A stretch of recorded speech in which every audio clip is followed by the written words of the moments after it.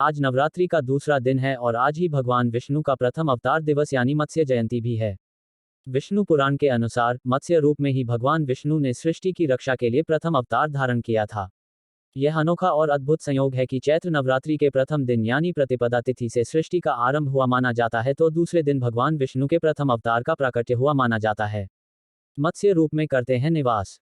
मत्स्य भगवान के बारे में पुराणों में बताया गया है कि कार्तिक मास में भगवान विष्णु जल में मत्स्य रूप में निवास करते हैं। यही वजह है कि बहुत से श्रद्धालु कार्तिक मास में मछली खाना बंद कर देते हैं। भगवान मत्स्य के प्रति आभार और श्रद्धा प्रकट करने के लिए श्रद्धालुजन चैत्र शुक्ल द्वितीया तिथि को मत्स्य जयंती मनाते हैं। इस वजह से भगवान विष्णु ने लिया था मत्स्य अवतार। मान्यता है कि प्रलय से पूर्व सृष्टि की रक्षा के लिए भगवान विष्णु एक छोटी मछली का रूप धारण करके सत्यव्रत मनु के पास आ गए। मनु भगवान विष्णु के परम भक्त थे। जब मनु सूर्य देव को अर्घ्य दे रहे थे तो मछली उनकी अंजुली में आ गई और बोली कि आप अपने कमंडल में मुझे रख लीजिए ताकि मेरी रक्षा हो सके। मनु ने मछली पर दया करके उसे कमंडल में रख लिया और रात भर में ही मछली इतनी बड़ी हो गई कि कमंडल उसके लिए छोटी हो गई।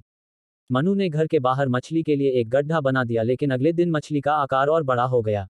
मछली ने कहा कि मनु महाराज, आप मुझे अब सागर में छोड़ दीजिए। मछली को सागर में छोड़ दिया गया तो अगले दिन मछली का आकार इतना बड़ा हो गया कि सागर को ही ढक लिया।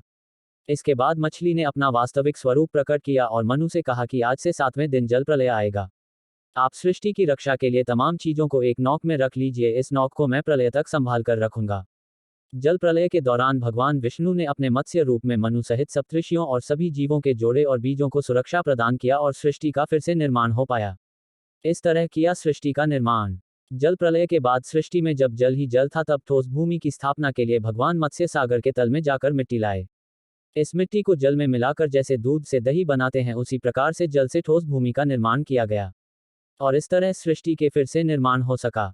इसलिए सृष्टि के निर्माता और रक्षक मत्स्य भगवान को मत्स्य जयंती पर श्रद्धालुजन विशेष रूप से स्मरण करते हैं और पूजते हैं।